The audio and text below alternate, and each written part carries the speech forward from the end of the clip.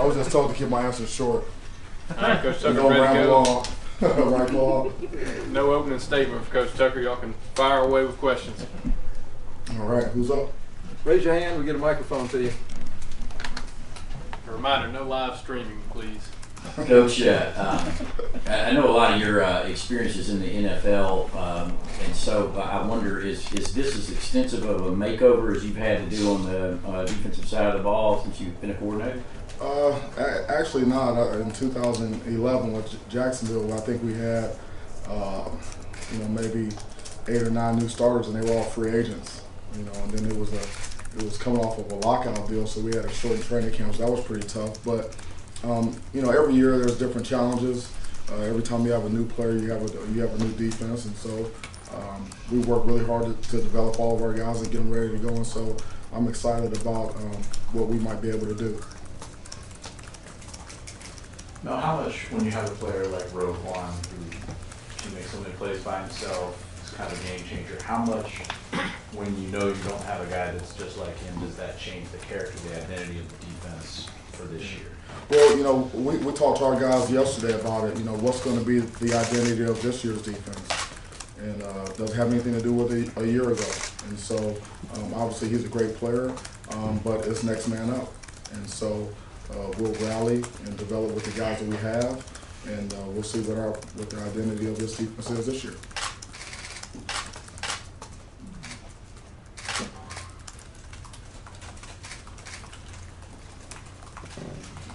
What's your expectation of D'Angelo Gibbs, and where does he fit in and everything? Yeah, he's playing. He's playing at the nickel spot, our star spot. He's also working at safety, and the expectation is just go out there and do what you're asked to do. Give great effort, be coachable, and work to get better every day. And that's the expectation of all of our players. Coach, when you say next man up in terms of replacing Roquan Smith, what have you seen from those next men up, like Monty Rice and Schwanton? Do you feel those guys, as a unit, are capable of replacing the guy that won the bucket score last year? Yeah, well, I've seen these guys mature. They have a better grasp of the defensive scheme. They work really hard in the weight room to develop and have developed some chemistry within that group.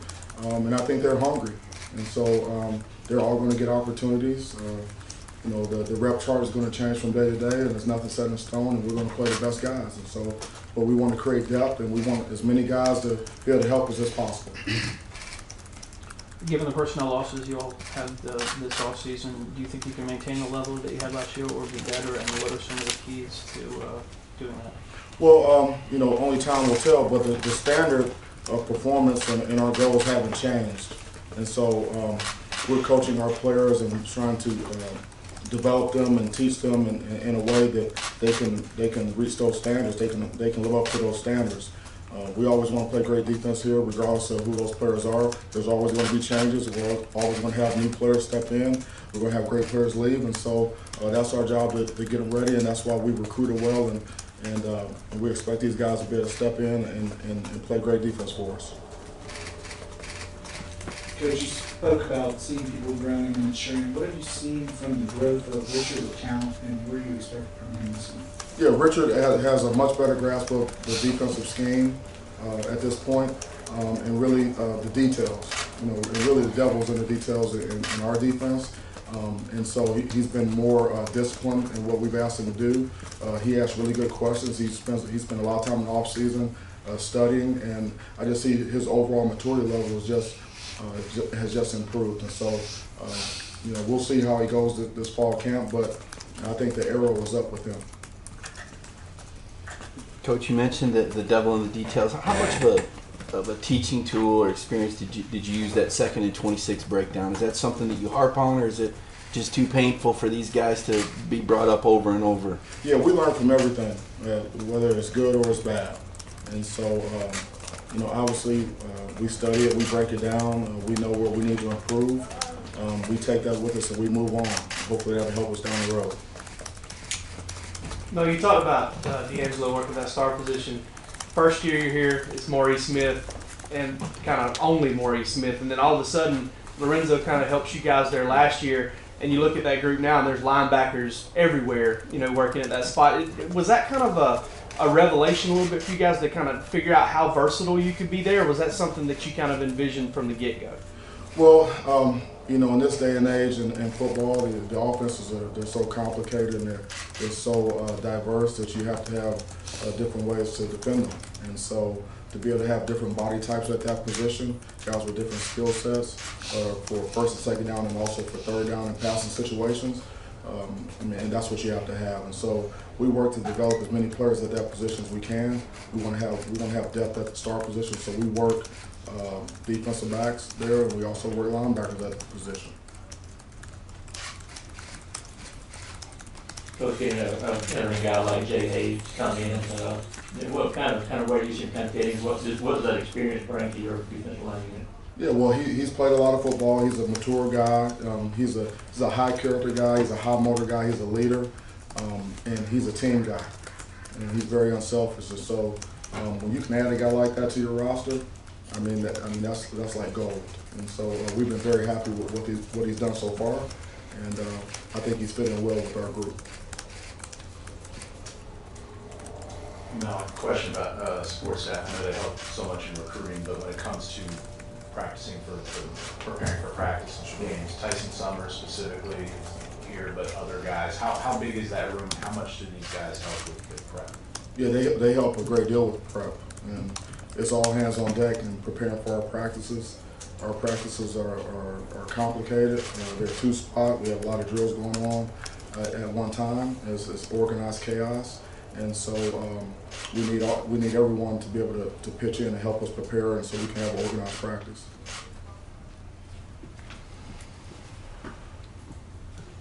As a defensive coordinator, what things are you able to do when you have a cover corner like DeAndre, in terms of the confidence you have that you can put him on an island and be sound? Are you calling it Baker Island? No. We want to play a lot of tight coverage. And so we have to have corners that can play man-to-man, they can stay on top, and they can make plays on the ball at the catch point. And so he's a guy that can do that. He's proven that. Obviously, we want to continue to work to get him better every day. And as many of those guys we have, the better coverage we're going to have. And so, you know, he does allow us to do some things defensively. And so, you know, Baker is one of the guys that I take a lot of pride in, and I'm very proud of what he's done because he's worked himself into what he is today as a player. You know, he works really hard in practice. He's developed in the meeting room. He's emerged as a leader for us, and I'm just really excited to see what he does this season. Specifically, where does Jay Hayes fit in, and can you talk a little bit about that nose guard position and how you see that stacking? Yeah, I really see him in pass rush situations being an inside pass rusher. I'm not sure how much nose he's going to play. Okay, more 3 technique and more in, depending on the front. But he has the ability to play all those spots up front. So he gives us position versatility, and he's a team guy. He's going to do whatever we ask him to do. And nose guard in particular, there are other players there that you. Yeah, we have guys. We have Julian Rochester. We have Tyler Clark that can play there. We have Hawkins Muckle that can play there. And we have Devontae Wyatt. We have guys that can play there, and most of our guys can play multiple positions. And so up front, a lot of the techniques carry over, you know, from in to nose and vice versa. So you know, we feel good there. We have to develop. We have to develop more guys that can play winning football for us inside. John Atkins was a heck of a player. He was maybe somewhat unsung, but when you go back and you watch the self scout and you watch all the plays from the season, you see that he did a lot for us on defense. He was an anchor. You always want to be strong down the middle. So the standard has been set inside. Wanted to ask about Otis Reese. You know, a lot of folks I think have their own opinion about what position he's going to play. Kirby told us back on signing day he's going to be safety. I mean, it's a big cat back there. He kind of stands out among the other guys. What have you seen from him thus far, and what's kind of your I guess vision for him is playing that position because he is such a big linebacker-ish type player? Sure, I've always thought that he could play safety because he's athletic. and he's got good change of direction. He's got good ball skills. He's got good range in the deep part of the field, and he's a good tackler. So I don't see where there's any limitations on what position he can play in our secondary relative to safety, and I feel good about that. I'm used to playing with big safeties. I remember a guy we all know here, Sean Jones, with the Cleveland Browns. That joker was a nice-sized guy now. He's a pretty big guy, and he hits you. And so, OT's done a great job since he's been here. He's picking up things well. He practices really hard. He gives tremendous effort. And I'm really excited to see when the pass come on what he does. Hey Mel, Jonathan Ledbetter's coming into his final season at Georgia. The start of Jonathan's career was not ideal off the field. What happened with him through time that sort of made him grow up, or whatever you want to call it? I think it's just a credit to him. He's a good kid. He's a good young man, and he's always been that. And so I think he's learned from the past, and we've encouraged him to develop and move forward and get better and better every day, make good decisions, become a leader for our team, become a better football player, work in the weight room, do all those things. And we have a program here that with our support staff and our player development and all of our coaches and our people at the academic center, we have a program where we expect guys to progress and mature and get better. And we take pride in that. And he's a prime example of a guy that was at this point, and now he's here because he's bought into our program. Coach, going back to DeAndre Baker for a second, you Yeah. said he's becoming more of a leader this year. How have you seen him kind of embrace that role? It kind of seems like he'd be more of a lead by example. Like, do you see the same kind of thing? Yeah, he's more of a lead by example type. But those type of guys that don't say a lot, when they do speak, everyone listens, and he's that type of guy. And so, and sometimes, he has a really good feel for his teammates. He's like, know your personnel. So if he needs to get on a guy, in front of other guys, he'll do that. He may need to pull a guy to the side and get him one-on-one. He'll do that. And that's a sign of a good leader. When you got into the coaching profession, could you ever imagine how salaries for coordinators would escalate, and does there come any more pressure on you knowing that, given that salary? No, I never envisioned that. I've never been in it for the money, and I really don't think about it very much. My passion is coaching, teach, motivate, and develop players, and I enjoy doing that. And as long as I enjoy doing that, that's as long as I'm going to coach. Coach, forgive me this somewhat repetitive question. I didn't cover this team last year, but the Auburn game, I look at the rushing yards. Was that a matter of one-on-ones? Was it a scheme type of deal? Obviously, which Auburn game? The first game at Auburn. Was that getting beat in one-on-ones? Was it a scheme deal? And how do you make changes when you play those sort of power teams with that kind of talent? Yeah, we didn't play very disciplined in that game. We got pushed around a little bit in that game, and so when you are undisciplined and you're not stout as you need to be, then people are going to run the ball on you. We made some adjustments. We know that we had the guys to be able to stop that run, and the next time we played them a lot better. I want to ask about DeAndre again. You talked about his development. When you got here, did you see any sign of this, of him being like potential All-American? We're talking about him as a first-round pick. I don't know if you think that's like overstating for him, but did you see that he could be this good? Well, the first day I saw him, we were in our off-season program, and I saw him doing some of the drills, and I pulled him over and I said, hey, I think you can be a heck of a player here. You're 6 feet tall, you're the fastest guy out here, you got good change of direction, you got great length. And I said, I really believe that you can do something here. That's all you got to do is listen, pay attention, do what I ask you to do what we ask you to do. And that's what he did. And so, that's it's a credit to him. You develop players along the way, guys buy into our program. And so now, whether he's a first-round pick or not, who knows? We don't know that.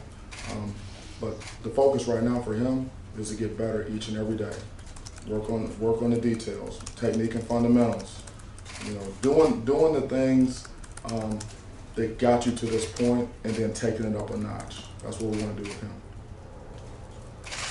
there's another guy, J.R. Reed, seems to be wanting to step in more of that leadership role. What have you seen from him over the summer, and how have you seen him take those steps to be more of a leader? Yeah, JR's another guy who stepped up as a leader for us.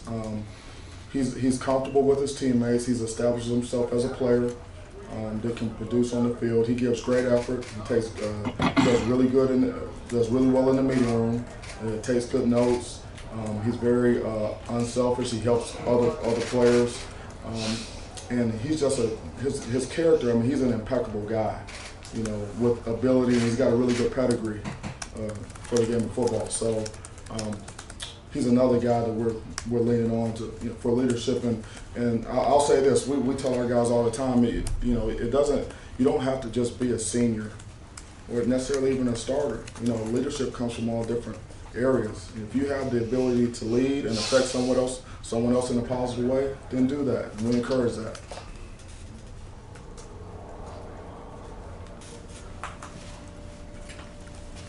With Tyson Campbell, who is he competing with? What kind of role do you envision for him if he's a player that you guys thought he wasn't excited? Yeah, Tyson is playing corner right now, and right now we're probably going to play him at one position.